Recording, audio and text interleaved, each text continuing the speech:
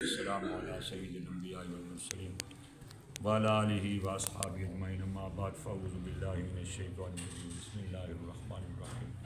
وإن كنتم جنبا فاطہروا صدق اللہ العظیم ان اللہ وملائکتہ یصلون علی النبی یا ایھا الذین آمنوا صلوا علیہ وسلموا تسلیما الصلاۃ والسلام علیک یا رسول اللہ الصلاۃ والسلام علیک الصلاۃ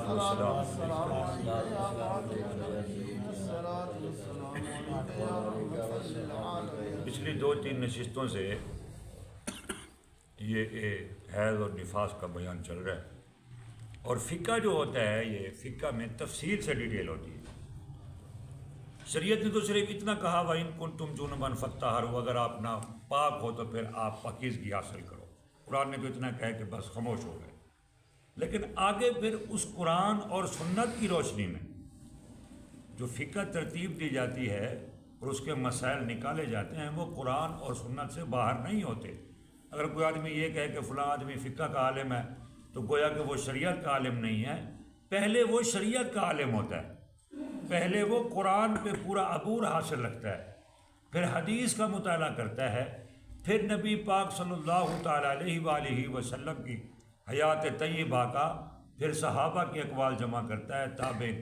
پھر وہ جا کے فقہ ترتیب دیتا ہے کہ قرآن میں کیا حکم ہے، پھر نبی پاک صلی اللہ تعالیٰ وسلم نے عمل کیسے کیا، پھر آگے صحابہ نے کیسے کیا۔ فقہ کا علم بہت بڑا علم ہے، اور 12.5 لاکھ مسئلے امام اعظم ابو حنیفہ نے جو ہیں وہ فقہ کے تحت حل فرمائے تھے، اور پہلے امام تھے امام اعظم ابو حنیفہ، باقیوں نے جو ہے ان کی شاگردی کی یا ان کے شاگردوں کی شاگردی کی۔ آپ کا سن جو ہے ولادت کا وہ 80 ہجری ہے، تو آپ جو ہے آپ نے تابعین سے بھی سبق لیا، صحابہ سے بھی سبق لیا۔ ان دنوں میں نمازیں معاف ہیں، اگر نفاس ہو یا حیض ہو، ان کی قضا بھی نہیں۔ اللہ کا کرم ہے، کل آپ نے سنا کہ حیض والی عورت پہ نماز کی قضا نہیں ہے۔ نفاس والی عورت پہ جس نے بچہ پیدا کیا ہو، بعد میں اس کو بلیڈنگ ہو رہی ہو،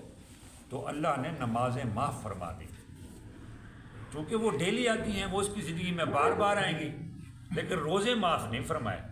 اس غلطی میں نہ رہیں کہ یار نماز جو معاف ہے تو روزہ بھی معاف ہو جائے گا، نہ، اللہ نے ہر عبادت کو اپنے مقام پہ 100% صحیح رکھا۔ حج کو رکھا من استطاع الیہ سبیلا، کہ ان لوگوں کے لیے ہے جو طاقت رکھتے ہوں اور پیسہ رکھتے ہوں، سال کے بعد ان کے لیے جو ہے وہ حج ہے۔ اور زندگی میں اگر بار بار کرے تو سعادت ہے، ایک بار کرے تو وہ حج جو ہے اللہ قبول کرے تو وہ ایک کافی ہے۔ نبی پاک صلی اللہ تعالی وسلم نے حج تھوڑے کیے، 1-2 دفعہ کیے، عمرے زیادہ فرمائے۔ اگر نہیں ہے اس کے پاس طاقت، جانے کی طاقت نہیں ہے یا ویسے پیسہ نہیں ہے، تو اللہ نے اس پہ پوچھنا بھی نہیں ہے۔ اسی طرح زکوٰۃ ہے، اس پہ بھی اللہ نے کرم فرمایا کہ سال کے بعد اتنا پیسہ بچ جائے کہ بندہ صاحب نصاب ہو، 52.5 تولے چاندی کے پیسے۔ اچھا، لوگ صرف سونے کا نصاب شامل کرتے ہیں، چاندی کا نصاب شامل کرتے ہی نہیں۔ اور اللہ کے بندے جہاں 2 رکھے گئے ہوں تو دونوں کا نصاب جو ہے شامل کرنا چاہیے۔ اگر سونے کے برابر نہیں ہے تو لازمی چاندی کے برابر تو ہوں گے، لیکن لوگ صرف فوکس سونے کو کرتے ہیں، چونکہ وہ مہنگی دھات ہے، اس لیے جو سستی ہے وہ اس طرف آتے نہیں ہیں کہ اگر یہ اکاؤنٹ کر لیں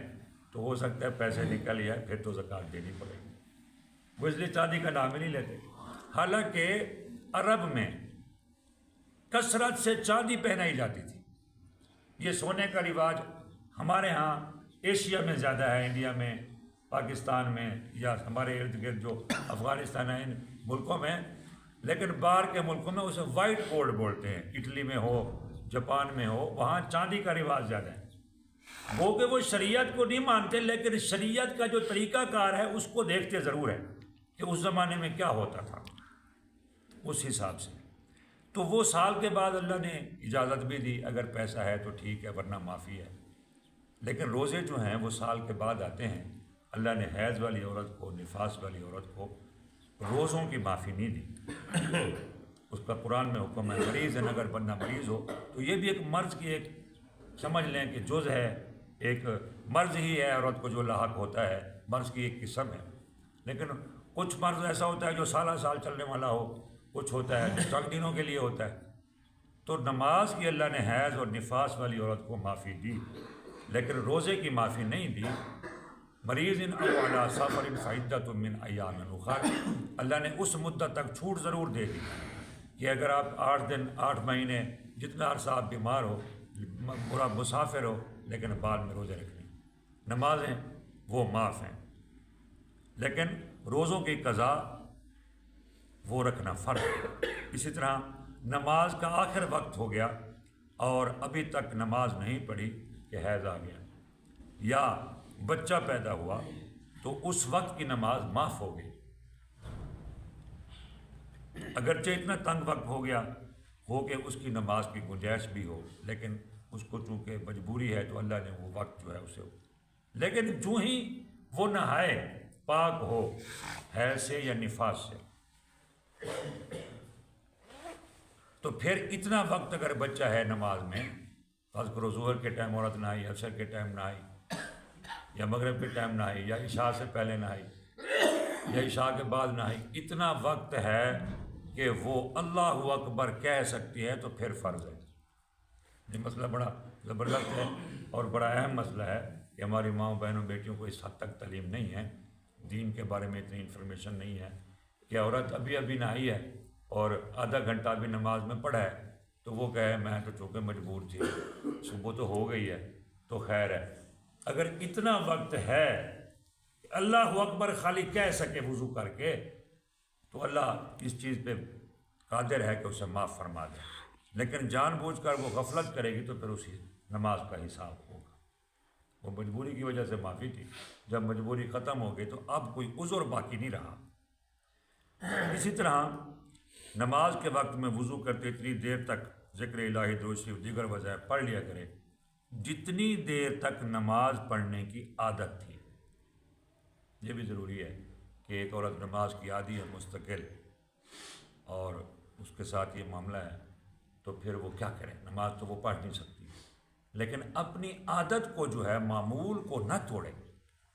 وہ اسی وقت نماز کا سا جیسا وضو کرتے ہیں وضو کرے، تسبیح اٹھائے مصلی پہ بیٹھ جائے، اتنی دیر جتنی دیر وہ نماز میں لگتی ہے، مطلب آدھا گھنٹہ لگاتی تھی، 20 منٹ لگاتی تھی، 15 منٹ لگاتی تھی، اتنی دیر ذکر الہی کرے، ہو سکتا ہے اللہ اسے نماز کا ثواب عطا فرمائے۔ جہاں جہاں بندہ مجبور ہوتا ہے وہاں رب اسے معاف کر دے۔ حیض والی کو 3 دن سے کم خون آ کر بند ہو گیا تو روزے رکھے اور وضو کر کے نماز پڑھے، نہانے کی ضرورت نہیں۔ پھر اس کے بعد اگر 15 دن کے اندر پھر آ گیا تو اب نہانے اور عادت کے دن نکال کر باقی دنوں کی قضا پڑھے، اور جس کی کوئی عادت نہیں، بعض اوقات عورتیں اپنے آپ کو قید کر لیتی ہیں کہ ہو سکتا ہے پھر آئے، وہ آتا تو 3 دن ہے، کسی کو 4 دن، کسی کو 5 دن، وہ عادت بنا لیتی ہے 10 دن کی۔ وہ عادت تک رہنا چاہے تو اس کی مرضی ہے، لیکن اگر نہ رہنا چاہے پہلے نہا لے تو پاک ہو گئی،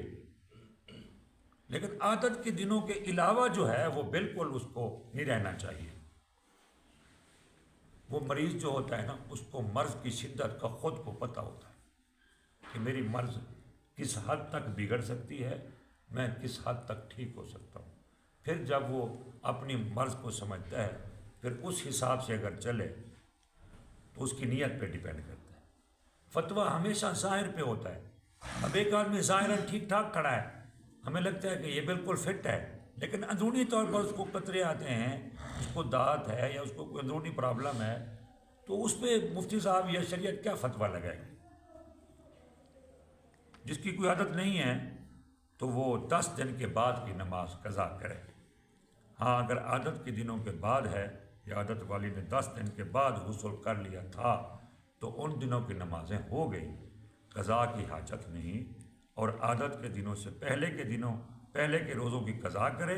اور بعد کے روزے ہر حال میں ہو گئے۔ عورت جو ہے اس کی اپنی عادت تھی، بس وہ کوشش کرے کہ میں شریعت کے معاملے میں، نماز کا معاملہ ہے، روزے کا معاملہ ہے، اس میں سستی نہ کروں، اس میں کاہلی نہ کروں۔ اللہ تعالی ہم سب کی نیت سے جب بھی آپ نے بات کی ہے